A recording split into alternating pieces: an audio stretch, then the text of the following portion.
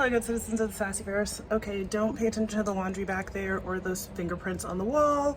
I am deep conditioning my hair because, honey, we need a revolution.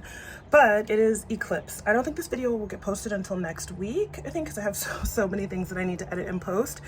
But I do want to take a quick little stroll through my backyard and check out like what's growing, because it's spring-a-lang-a-lang, and I want to do a little bit of tarot for the eclipse and new moon. First of all, my socks literally never match. We've got some Christmas socks with, I don't know, old man stripe. But first of all, so many violets. I mean, so many violets. It's really beautiful. I wish I knew kind of what to do with them, and I'm also trying to figure out what these little tiny purple flowers are. I wonder if they're like old violets and then the darker purple ones are fresh violets. I don't really know. All right, I'm being super careful where I step because there are bees everywhere and I don't want to kill any of them. So we're just gonna tippity tiptoe. Oh my God. Okay, there's also like a whole bunch of jumping spiders, which honestly, I don't want to hurt them either, but I care more about the bees. So I'm trying not to step on a bee, and if I trip and fall on a spider, listen, 'tis what it is. I have a ridiculous amount of nettle in my backyard. I have like 3 or 4 bunnies that are constantly chomping on it, so I'm just leaving it for them. Usually I try to do a no-mow May, but we are heavy into no-mow April. That will continue on into no-mow May. Over here, which total surprise, this is parsley that just sprouted up. I don't even remember planting parsley over here, to be honest with you, so I'm not sure where this came from. I think last year over here I had eggplants. Eggplant and something else, so I don't really know where this parsley is coming from, but I'm not mad. I'm actually pretty pumped because this is the kind of parsley that I prefer to eat. It's the curly leaf parsley. I like it. I think the flavor is better, and I really like the texture and the crunch. So yeah, like I said, I don't know where this is coming from, but hey, I'm happy about it. All right, there's a little bee. The bees really love these like light colored purple flowers. They kind of just like dig in and out of them. So there's like a whole bunch of bees in my backyard, which I love. I grow my own food, and it just makes me really happy to see the bees like just living their best lives inside of these little purple flowers, but I don't know what the light purple flowers are. So if anybody knows, definitely leave a comment below and tell me what these little purple the light purple flowers, what they're called. Excuse all the noise, it is trash pickup day, and yes, I could wait for them to get through, but I only have a limited amount of time alone, so I want to like make the most of it. This is my blueberry bush. I don't even know what's happening. There's so many, I don't know. Oh my God, are these flowers? I don't know. I've never seen my blueberry bush do all of this, so I'm not really sure what all of these are. I want to say they're blueberries, but they don't look like it. They just kind of look like flowers to me. I don't know. My blueberry bushes, I've got 2 of them. There's this one which is doing all the things, like a lot of things. But I've actually never gotten any blueberries from either of my blueberry bushes. Here's the other one. Listen.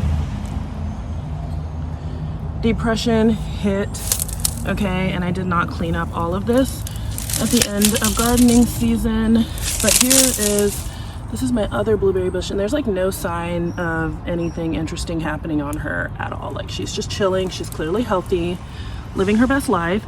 So yeah, I honestly don't know what all of these little thingies are. Not mad though, it's pretty. And then this is my blackberry bush. I have a total of 6 of them, and they really be popping off typically every year. I will say, oh snap, hold up. Woo whoop, oh God, don't fall and die. Woo whoop, hold up.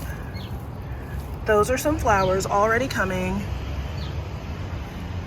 And so are those. Wild. I can't remember if that's normal or not, I swear. One of my favorite things about gardening, lighting is objectively terrible, but one of my favorite things about gardening is that like it just feels like by the time I get over my seasonal depression for winter, it's like a clean slate and my memory is completely wiped. And then I am just surprised at everything that blooms. I'm surprised at what's growing and when and how fast or how long or how different it is every single year. And I've been gardening for, I think, 15 years, and every year I get surprised where I'm just like, oh my God, is it too early for blooms? Oh my gosh, are they still blooming into October? Like, I'm always surprised, and it's always like a good surprise. And then the last thing I'll show you are my climbing roses. They're just going so far up into the sky. Somehow I got this one to do what it's supposed to do and like go across there. I'm gonna have to get like some zip ties and do the same thing to the other branches. When I got climbing roses, I didn't know that you're supposed to train them how to grow. I just figured that they would just wind and twist around whatever they're closest to. Apparently that is not the truth. They will grow straight up into the sky, which is what these ones are doing. And then when they get heavy enough, they'll just fall. It's very dangerous because I feel like the climbing roses, I feel like these have just the biggest, longest claw-like thorns. So having them fall on the ground is pretty dangerous because I've got, you know, kids that hang out and play in my backyard. Those thorns are literally crazy. They're so wild and super painful. So I'm gonna definitely try to be a little bit more proactive this year and get these long ones zip tied to the fence back here. Oh, there's a butterfly. Hi, butterfly, I love you. And yeah, and then this is canna lilies or something else maybe, I'm not really sure.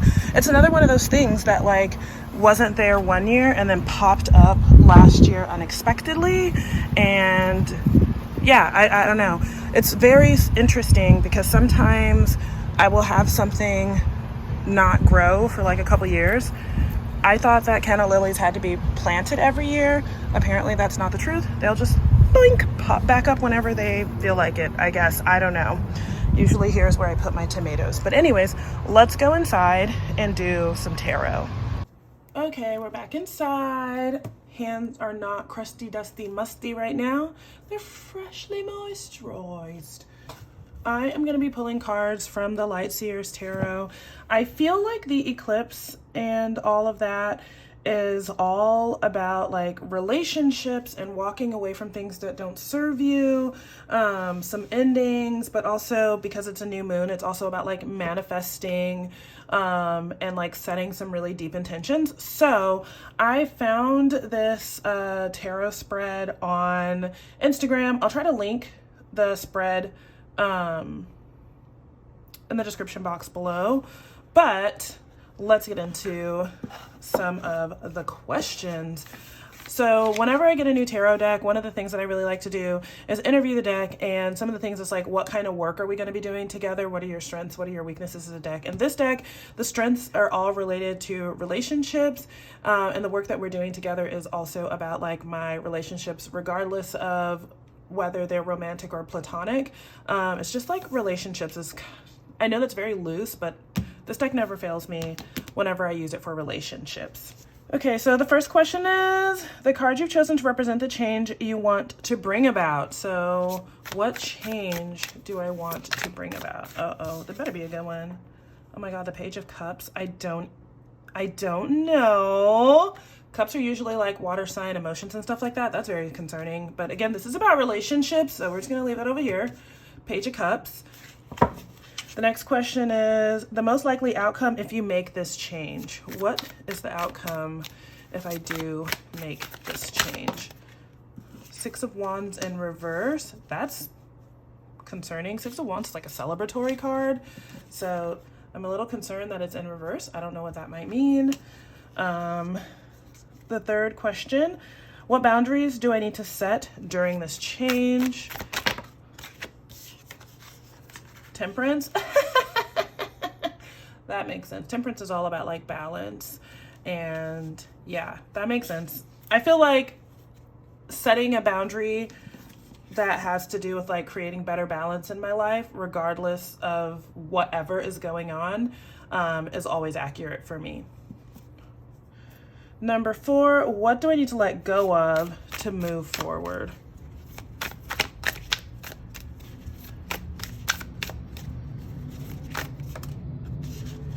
What What do I need to let go of to move forward? Five of Pentacles. Oh my gosh. I don't know what this is about. Like, I have to figure out what these two cards mean. The Page of Cups and the Six of Wands. I know Temperance because I tend to pull that card a lot. And I know the Five of Pentacles. I tend to pull this card a lot as well. So I need to know what's going on up here. That would be inspiring the rest of these cards. I don't know why I'm getting nervous now. What do I need to remember during this change? Knight of Cups. This is like the romance boyfriend card, but it's in reverse for me. So I'm hoping it means like take the emotion out of things and stay about your business. I'm really hoping that that's what that means. Where's my biggest block during this eclipse? And I have the Fool in reverse. Interesting. That's my biggest block. And what or who is my ally? Oh. Ah! Oh my God. Okay, sorry. This is a very special card for me. It is, it's just a symbolic card for me and one of my really good friends that I love her so much. And the question is, what or who is my ally? And let me tell you, I'm so excited that, because, you know, if you know, you know, it is what it is. But I'm just really excited that she popped up to be here for me because, you know, she is somebody that I love very much and very deeply, and she is somebody that I also trust.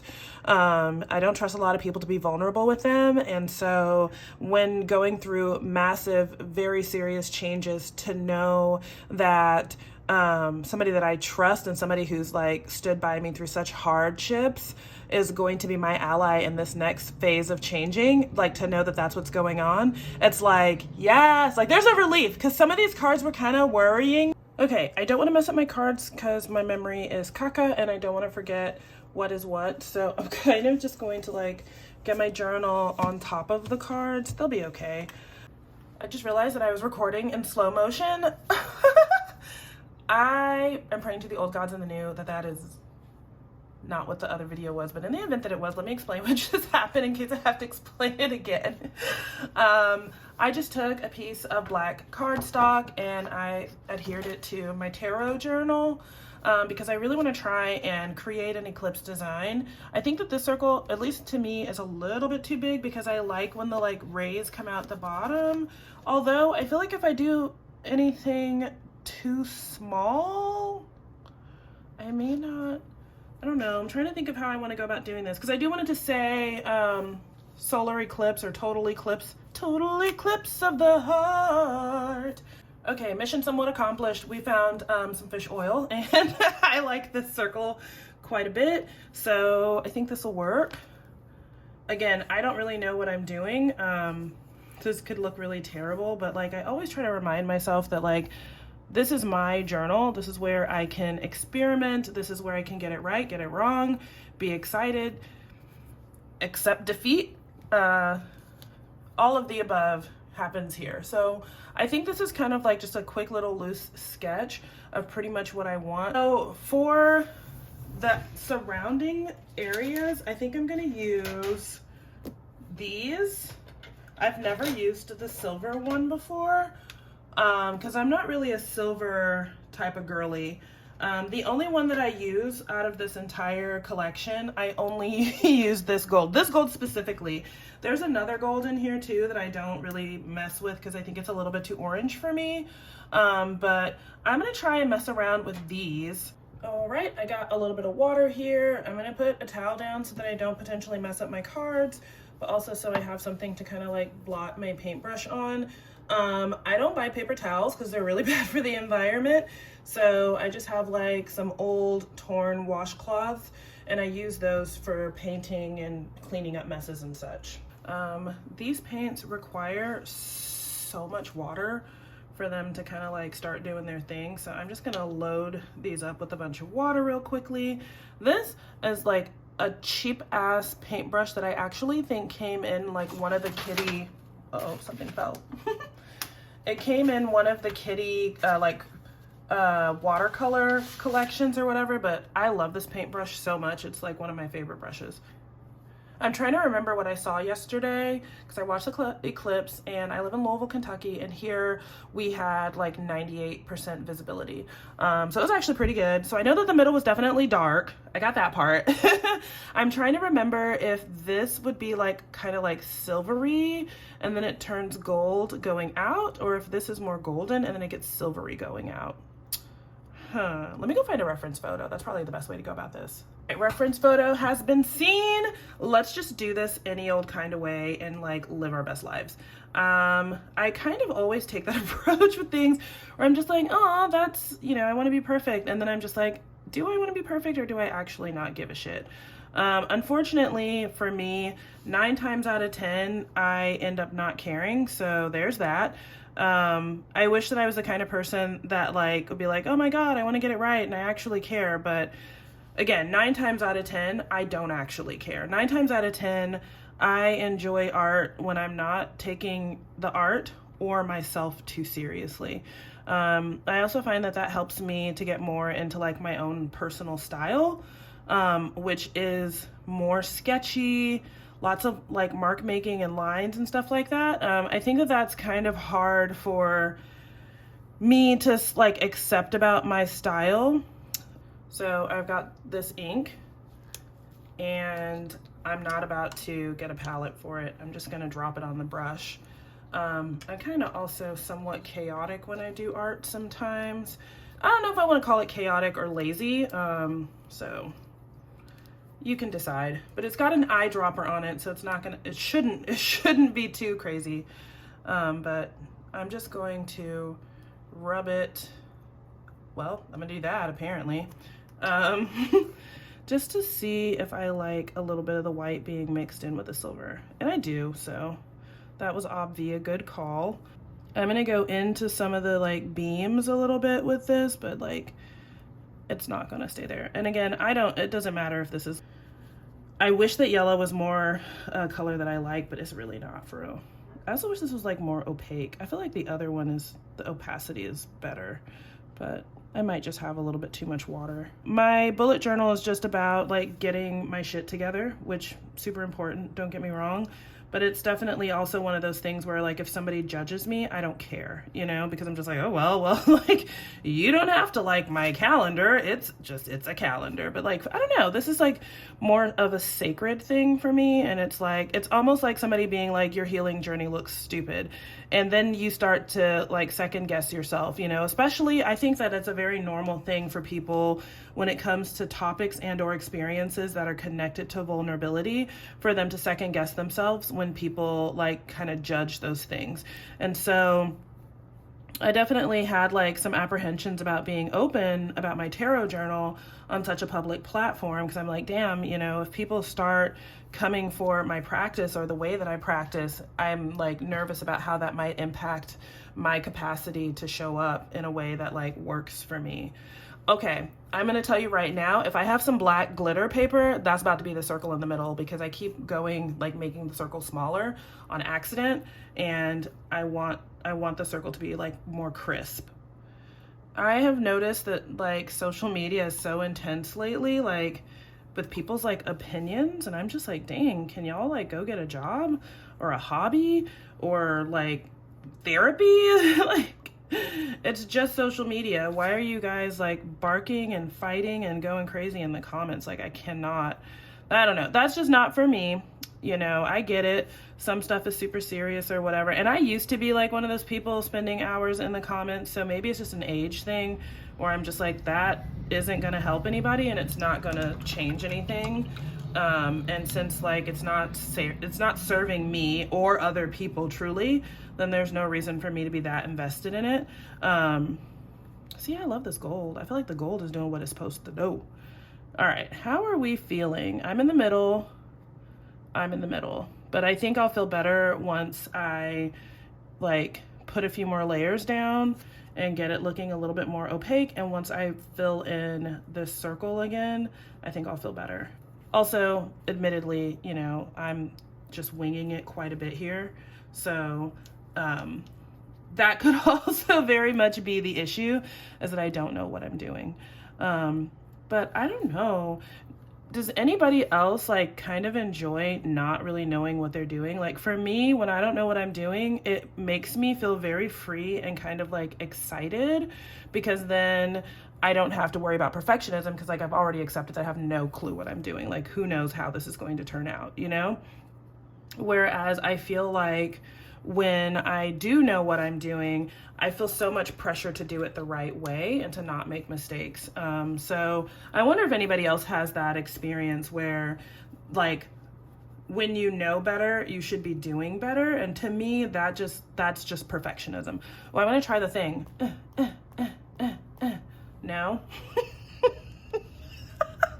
Again, I don't really, I was gonna try to make stars with the silver, and I don't know what I'm doing, so oopsie. All right, we're gonna try it again though, because I know it's possible. So I'm gonna put a whole bunch of silver in here, get it nice and saturated. And then I'm gonna drop some of the white ink on there too, because this white ink is opaque, and I think that the silver is not. And I'm gonna try it again. Oh, here, move little towel. Oh, okay. I feel like that's doing what it's supposed to do. I know that there's some ink that's probably getting on my tarot cards, but honestly, I'm okay with it. Doesn't bother me. Hopefully nobody else is bothered. It's like I said, it's so strange on the internet right now, where there's like just so much intensity of people like not minding their own business. Could not be me. Life is so short. Like, I can't. It's one thing to be like, here, let me help you do that like more efficiently or better. I respect that. But like to just constantly be hounding people and judging people and policing people, for me, I just don't understand. I just don't feel like that's helpful. And if the purpose of policing people is to hold them accountable, then there needs to be an element of accountability and not just yelling at people or bullying them or judging them, because that doesn't really lead to changed behavior. It does, however, lead to shame and defensiveness. And so, you know, do I think it's everybody's job to like make other people feel better about their shortcomings? No, definitely not. But I do think that if you're going to be critical of somebody, then like your criticism, in my opinion, it needs to be helpful and or beneficial, or just keep it to yourself. There's really no reason to broadcast. Keep it to yourself. If somebody's not doing something that like works for you or that like upsets you, you really don't have to be up in the comments blasting them. You can go knit a sweater and mind your business and just let them figure it out. But like if you want to like elicit changed behavior, like if the purpose of your showing up in the comments is to elicit changed behavior, then you actually have to like, I don't know, kind of like guide people towards that, you know? You have to be like, and that's just my personal opinion, right? Like you have to be responsible at guiding people towards that, whether that's initiating the conversation, whether that is guiding them towards resources, whether that is maintaining the conversation. But like just to get up in the comments and be like, you're an idiot, you shouldn't do it this way, or you shouldn't live like this, or whatever. I'm just like, I don't know. I personally don't understand it. And none of that is helpful. Again, all it does is just create defensiveness. And I feel like that's the defensiveness is how people stay stuck, right? Like that's how they stay stuck in their shitty behaviors. So it's like if you're trying to like elicit positive change and you're trying to get people to do better, be better, know more, you're gonna have to do more than just shaming them for not knowing. That's just my opinion. But yeah, this is not a judgment on how people understand and perceive and process information and process being offended. But like my thing is, you know, there's no reason to come for people on the internet. I personally feel like that's like, what is the purpose, you know? Especially if what you're doing or saying is literally just to point fingers at somebody and accuse them. I think to me, that's just not helpful. When people are defensive, they get angry, and violence begets more violence. So if you're looking for making the world a better place, creating sustainable change, you're going to have to go about it in a way that invites people to actually engage with sustainable change, whatever the hell that means and or looks like for them. And you may not like agree with their choices as they go forward, but like change is a process. So you can't like expect somebody to always know the right way to change. You know what I mean? Like somebody's not gonna always have the right answers. Let this dry a little bit before I do anything else to it.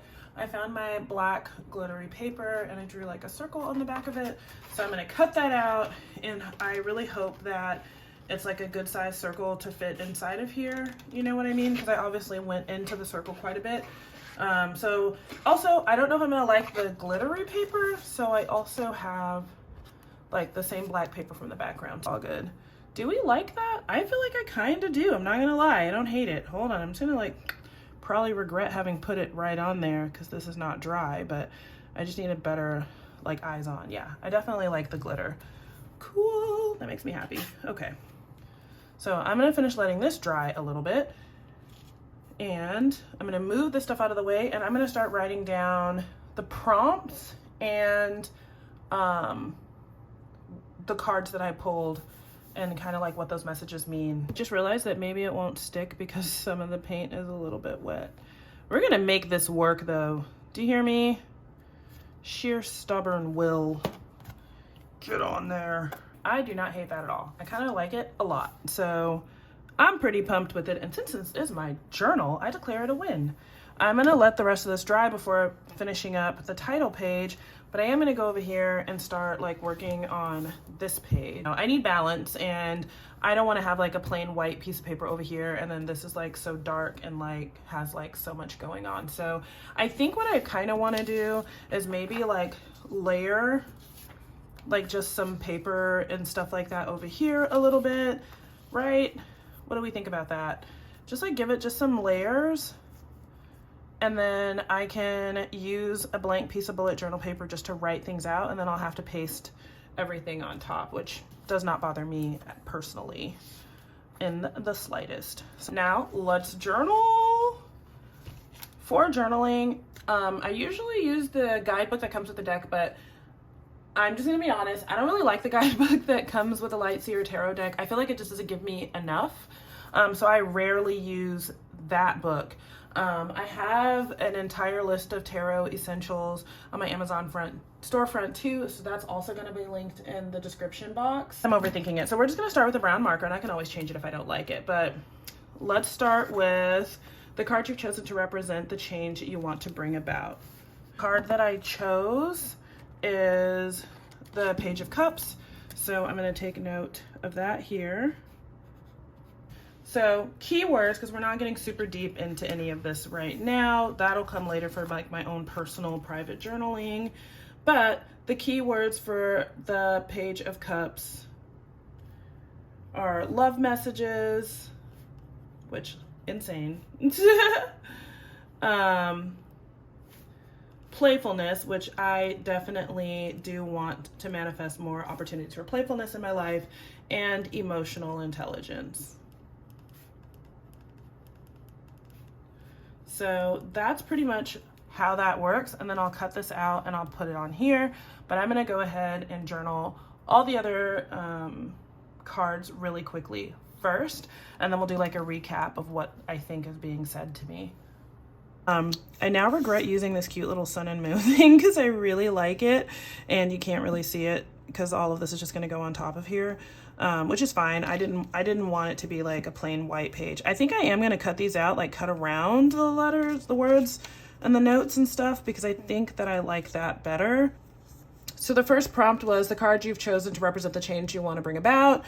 The cool thing about tarot is like, it's really just linked to your like energy and your intuition. So maybe it may not be something that like on the forefront you would have been like, this is something that I want, but like deep down inside, maybe it is. That's how I feel about this card. So the Six of Cups is all about like playfulness and bringing like more joy and love and excitement into, and like more like that sort of like childlike playfulness, right, into your day-to-day life. And I definitely do want more of that, but I don't know how to make that happen. You know, lately here, I just have so much going on and so many things that are in flux and in transition that I feel like I'm losing that element of like playfulness that I typically have. So I think it's really interesting that that came out, because I think like if I wasn't drawing cards, I think that my, like, what change I want to bring about, it would have definitely had something more to do with like financial stability, which is really a big goal of mine right now. So I think it's interesting that that is what came out of all of this, is that I need like more playfulness and more lightheartedness. And that's, you know, like a really important energy that I want to like connect more deeply with.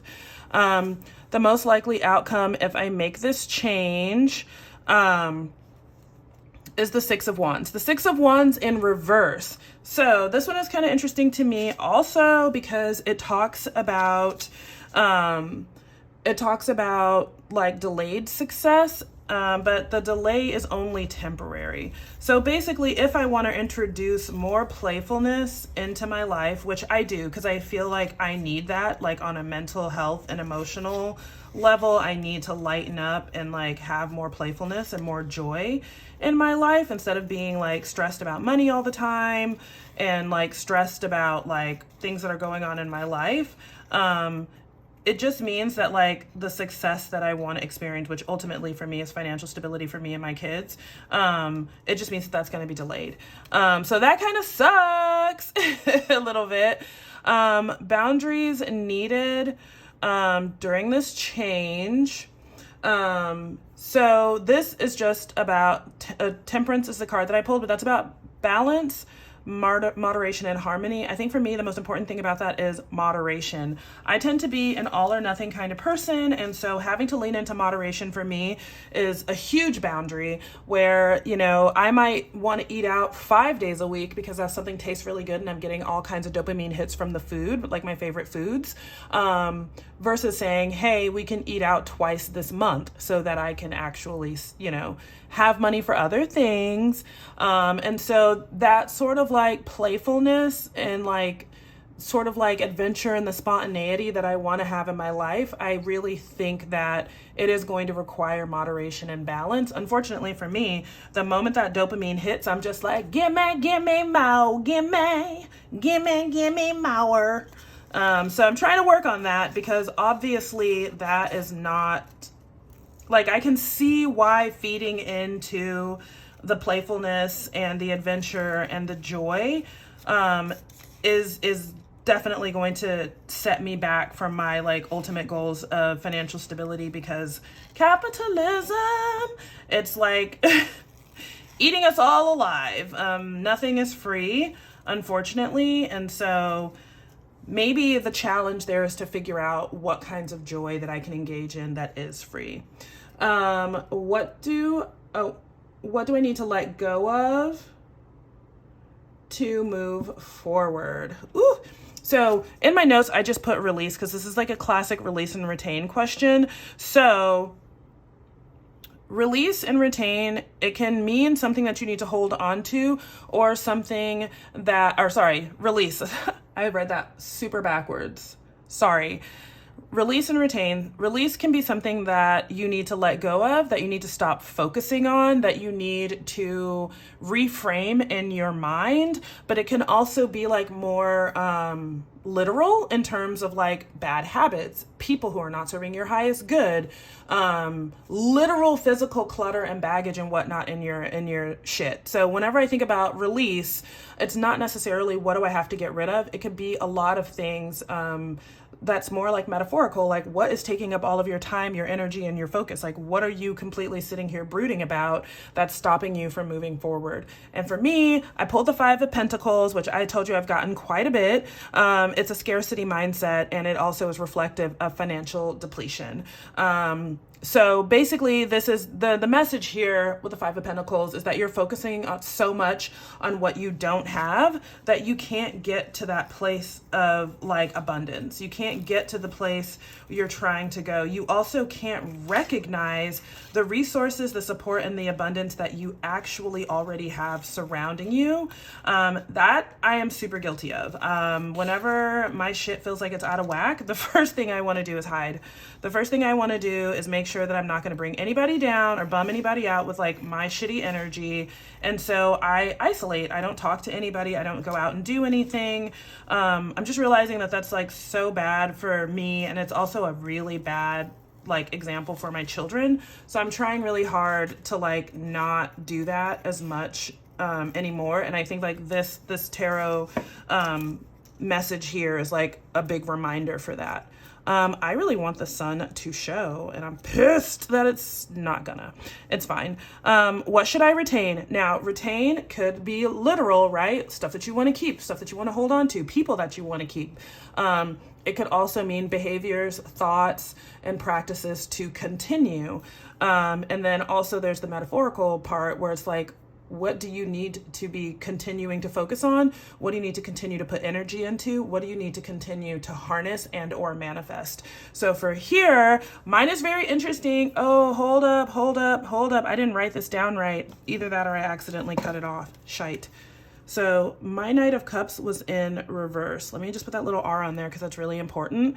The Knight of Cups in reverse has to do with like perfectionism. It also can mean disappointment in relationships, meaning something that like where the flame was like really hot and fiery in the beginning and then it fizzled out. It could also mean that somebody turned out not to be who you thought they were. So both of these actually are very true for me. So retain means I need to be putting some attention into like working on this, right? Like I need to be putting attention into my issues with perfectionism. I get on here and I talk about it all the time, but then when I'm off of here, I kind of like go back into, so that's a really good message for me. I'm kind of wishing I wrote this one a little bit smaller.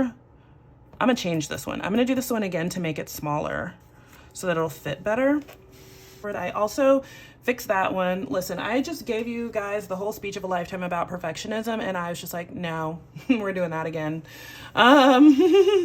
Listen, okay, it said retain. It is definitely something that I need to be focusing on, and so I shall, but I will not have it figured out today. The biggest block during the eclipse, wow, is the Fool in reverse. The Fool in reverse for me means like fear of change. So the cool thing about the Fool being in reverse is that sometimes that fear of change just means that I don't have a solid concrete plan in place, and because of that it's not safe for me to take the leap. And so this block is really about cementing an actual concrete change to move forward. And then of course, who is my ally? It's Three of Cups. I didn't even have to write anything for here. This is a very specific person. If you know, you know. I hope that this works. Oh, my sweet baby Jesus. I have so many regrets. I'm so anxious while I do this. Even though I just said it's not a big deal, I still want to do a good job.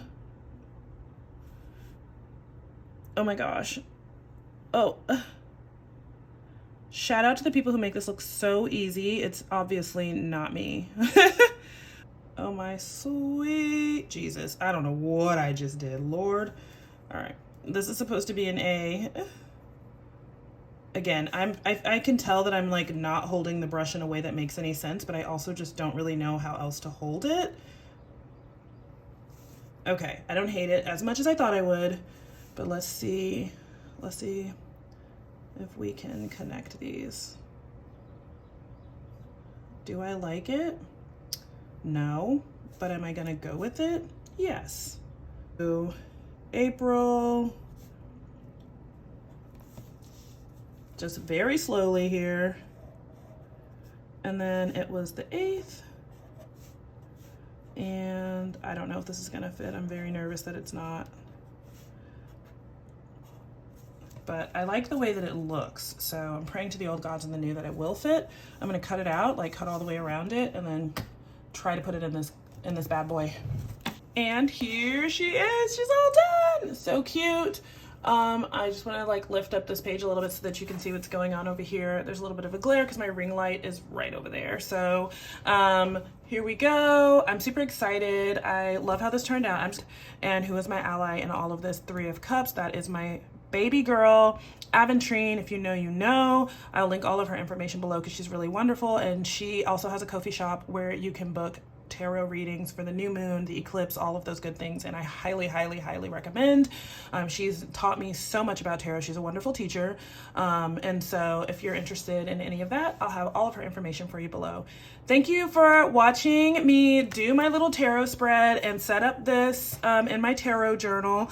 If you like what you saw, if you want more content like this specifically, like my tarot journal or just different journals outside of my bullet journal, let me know. I definitely love doing all of this, and it's been fun to share it, especially because when the cards are telling me to release perfectionism and then all I do is go on and on about how to be perfect. I love being read for filth, and I love being witnessed as I'm being read for filth. Thank you so much. But if you enjoyed this video, please give me a thumbs up, a like, a subscribe, share this video with other people. You know the drill, tag me on Instagram so that I can share it. All of the above. Thank you guys so much for spending some time with me today, and I'll catch you in the next one.